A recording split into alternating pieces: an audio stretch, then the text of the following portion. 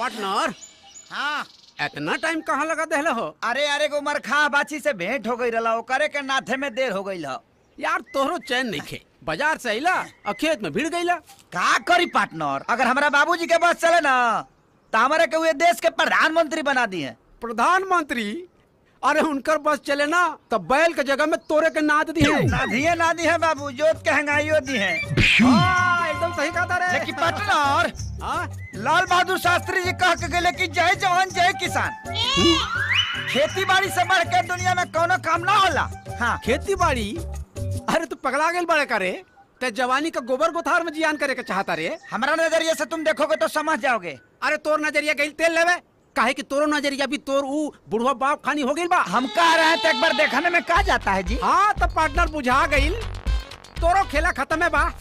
तो देख लिए यही खेती गृहस्थी के चक्कर में तोर ऊ बुढ़वा बाप तोरा के काम करवा करवा के मुआ न देहलस, तो हमरा नाम पे कुत्ता पहुंच दिया पार्टनर। शास्त्री जी सही कहत रहला, जय जवान जय किसान।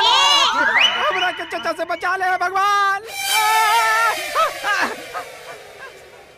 बाबूजी रौरा खिलाफ में ही गोधाना हमारे के भड़कावो तो लो, लेकिन हम देखी पूरा खेत में खाद छीट देनी। हाँ बेटा, खाद तो छीट देला जी, बहुत बढ़िया कैला। लेकिन वो कहा ना बेटा कि खाद जो बा वो अपना खेत के जगह दूसरा के खेत में छीट दे। दूसरा के? हाँ बेटा, हमारा का पता। तू सुधर बा कबे बेटा? सुधर जाए। कब सुधर बा? सुधर जाए बाबूजी। दूसरा के माटी कोड़ के लाली से रोटी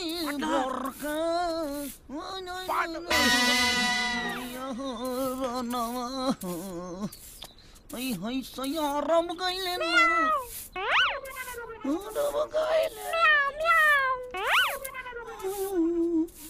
रे ये बिलाई कहाँ बोलती है रे? माने अभी यहाँ हमार काम रह गइल बा, जब बिलाई कहाँ बोलतिया कुकुर कहाँ बोलता यह पता करी रे। पे इतना काम के लोट बा। तो भड़कत का बाड़े, काम कर। ठीक बा, लेकर के घर में आओ। ठीक बा।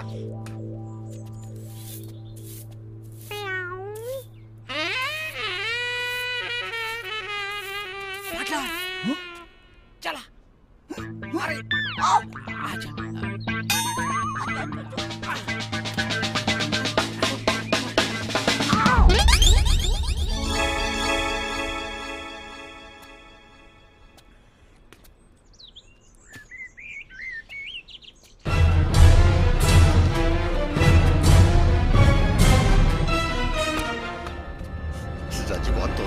काना सातन संग काटा तारे चानी लगा के मच्छरदानी रजऊ।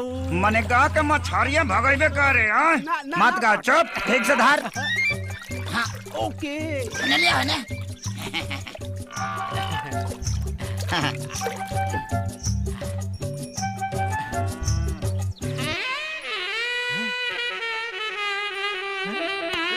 एकर पीसते ही खाइए।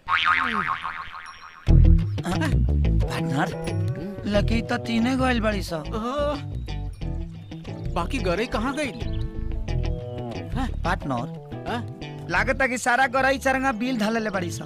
अच्छा हाँ, आपका आप कौनो कला दिखावे के परी। अच्छा पार्टनर मछली पकड़ना भी एगो कला है। अच्छा सबको नहीं पता है ना बाबू। हाँ दिखावा दिखावा दिखावा, कला दिखावा। पार्टनर यस, ये देखा बाबू, अडी रंडी आदमी नहीं है हम। रहा देखा, इसका बड़ा है। तका तू ही खाली जाना तारा।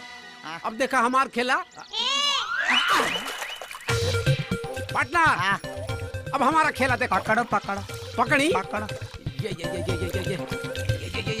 अंदर हाथ डालना। हाथ डाल के निकाल रहे हैं पार्टनर। लागत पड़ के करे धरल बिया।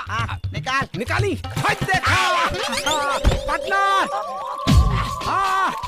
फेंक फेंक बाबू फेंका। नाप ला बिक दा केकर करे बड़का बा देख ला बिक दा बाबू तो ढेर पीस वाला बा। काहे फेंकी?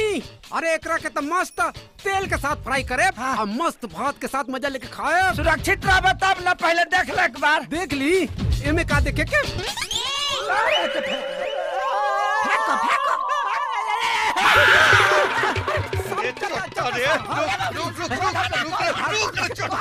बतावा तो पहुंच गए, घर पहुंच बतावा नहीं।